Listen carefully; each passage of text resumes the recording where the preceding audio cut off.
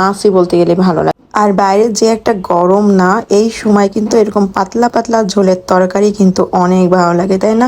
আর আমার বাসাতে তো একটু ভুনা যদি একদিন হয় পরের দিন তো ঝোলের তরকারি লাগবেই। তো বাবার সাথে তো বেরোনো একদমই হয় না, কারণ যে দেশের অবস্থা গেল, তারপরে বাইরে বেরোনো বাড়তেই হবে। এই যে আমার পুচু বেরোয় পড়ছে রাতের বেলা ওর বাবার সাথে, কারণ হচ্ছে বাবার জন্যই ও পাগল। মানে এক কথায় বলতে গেলে মানে সে কখন বাবা বাসায় আসবে, কখন সে গাড়ি নিয়ে বেরোবে, কালকে তো সেই মানে বেরোনো নিয়ে ফাইট লেগে গেছে, মানে বেরোবে আর আমার যদি আমি বেরোবো না ব্যাস।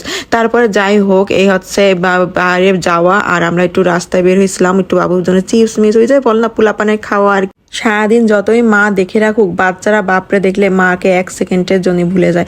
মানে আমার ছেলেই তো আমাকে যা ধমকায়, মানে বাপরে পাইলে সে আমাকে আর চিনেই না। এরা বাপ বেটা একরকম, আর আমি হচ্ছে এই যে একা একা হেঁটে হেঁটে যাচ্ছি। তো কেমন লাগলো ভিডিওটা কিন্তু অবশ্যই জানিয়ে দিও। ছেলের প্রচুর সাহস হয়ে গেছে আমাকে